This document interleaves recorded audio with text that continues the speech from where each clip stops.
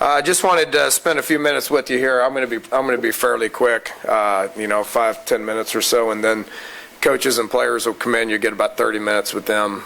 We have a team meeting in here at 3, which we get going about 10-15 minutes prior to that. So be pretty quick here. Since the spring game, 5 weeks of spring recruiting. The reception out there on the road, the assistant coaches have done a fantastic job of getting out, being visible, being in different campuses across the country. It's been really good. The Big 12 brand has been great. The West Virginia University brand has been good. The reception's been positive. The last 4 weeks we've been on campus. The whole month of June we've been here. Holding numerous camps, hosting many unofficial visitors. It's amazing how many of these kids travel during June and just go from school to school to school to school. It's amazing how many kids do that. But we had a lot of unofficial visits, and our camp numbers have been up as well. Every one of our camps that we've had has been very positive. We're supposed to have a huge O-line, D-line camp today and a 7-on-7 camp, which the weather's not cooperating. We'll see how that goes.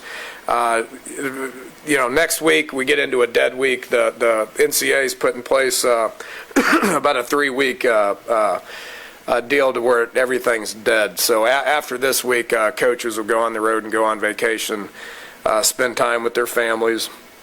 There's nothing we can do here from a recruiting point of view, so I want to get them away from, thank you, I want to get them away for recruiting, let them spend time with families.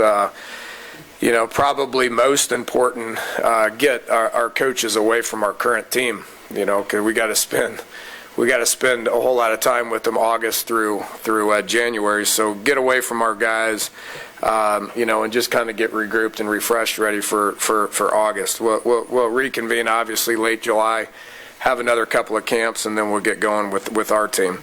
Right now our team, they've been back at it for about 6 weeks. We got about 15 new guys at this point in time who's with us. They've been here for about 3 weeks. It's been great. We've done a lot of football stuff. Nothing with the ball. I know you guys want to ask questions about some of the new guys, how they look. I don't know. I know what they look like in the meeting rooms. I know what they look like in the weight room. We've been out with them on the field doing some agility stuff, running sprints, but nothing that has involved actual real football. So I really am not going to have many answers for you, but.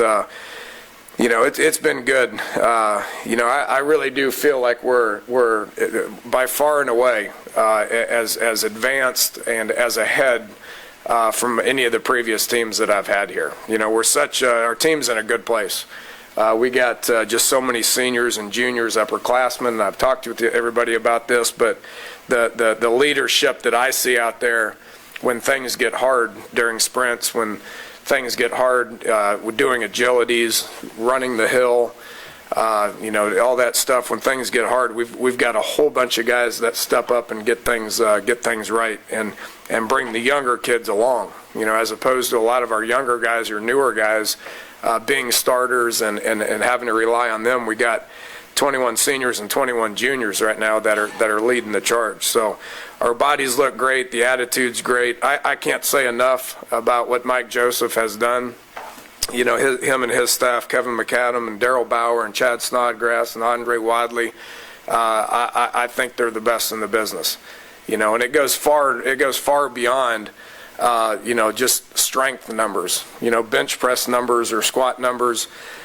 These guys are motivators. They're counselors. They're friends. They show they care. They spend a lot of time with these guys, and they have really done a great job with this group, and we do look good. We're confident, and our bodies look good. Their bodies look better than I've seen in quite some time. But with that said, they've focused hard on what the attitude and the mental toughness aspect of things are as well, and I think those guys have done a great job.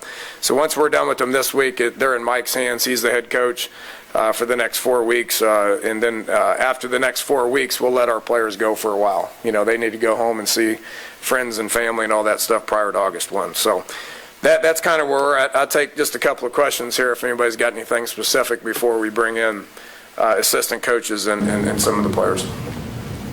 Dan, during this time of year, are you guys totally self-absorbed, or do you study opponents and game? Well, I don't mean game plan, but how much do you concentrate that area? 100% self-absorbed. I mean, we finished up pretty much our spring cut-ups today with our offensive staff, and Gibby did with his defensive staff.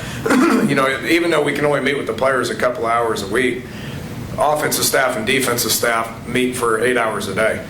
And go through all the spring cut-ups and make corrections, and then we can meet with the players and we can tell them what the corrections are so then they can go out and kind of work on things on their own. If you don't do it that way, and I don't know how we've done it in the past, you know, to be honest with you, because, you know, we tell players to go out and do some 7-on-7 and you know, throw and catch and all that stuff, which that's better than doing nothing, obviously, but they're going to go out there and they're going to work on things without us making corrections, you know. So we've been able to self-scout ourselves for the last 4 weeks and make some specific changes on all three sides of the ball and meet with our players and then say, here's how we're going to do it, go do it. You know, so that's been helpful. We won't, you know, I know Gibby's been prepping a little bit for Georgia Southern just because that's such a different offense. You know, he's got to start thinking about what our plan's going to be, and he's got to start teaching some different things specifically and all that. Typically, we don't get into an actual game prep until about 2 weeks before the first game. You know, and that's what we will do offensively. Dana, with all the familiarity, with all the returners you have, and I know you can speak offensively, like you said, do those meetings, do they start, are you working with higher level concepts to start just because these guys have been in the system before? Absolutely, we are, yeah. It makes sense to all these guys a lot more. You know, we're going into the second year defensively, we're going into the 5th year offensively. So we got a lot of guys that have heard the same stuff here for the last 2 to 5 years. So that does put us ahead. We're not starting over. When, you know, a couple years ago we were starting over. Across the board we were starting over. So that's probably why I said we're by far and away more advanced and ahead of where we ever have been at this point. Any kids that were supposed to be coming in that haven't made it or anything? Don't know yet. It's too early, Mitch. It's too early. You know, we're supposed to. You know, this is the end of the first summer one tomorrow. So next Monday starts summer 2. We're anticipating having a few more guys come in on Monday. We won't bring them in unless they're cleared. So you know, got to have a couple more come in, I would assume, on Monday, and then 3 weeks after that we got another opportunity to bring some guys in. So it's still early. It's too early to tell. It could be all the way until mid-August, until school starts. If guys get cleared then we'll bring them in. So when guys enroll, we're going to release that. Until then we're not going to have a comment on it. I will say this. This was I wanted to make this announcement. I don't know, it was 6 weeks ago this got released, and I probably should have put something out, but Malik Greaves is going to be a medical hardship. He's physically unable to perform.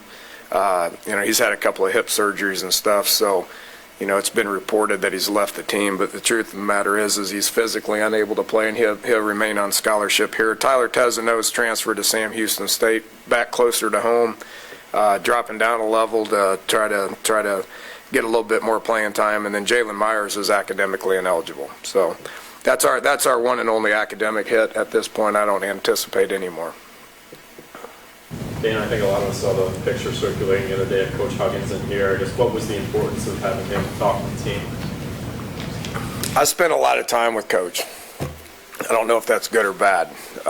It's been really good for me, you know, because he's from here. He went to school here.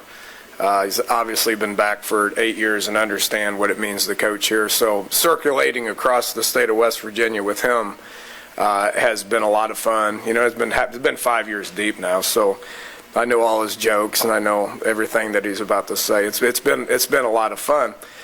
With that said, there's nobody knows more about the state and what it means to the people, what we do as coaches and what our players do. representing, West Virginia University. So him coming in here is just, they get tired of me saying how important it is, so bringing him in, great guy, and obviously he carries a lot of weight with what he says. So, his message was just that, just as far as what it means to everybody and what we do and how important it is.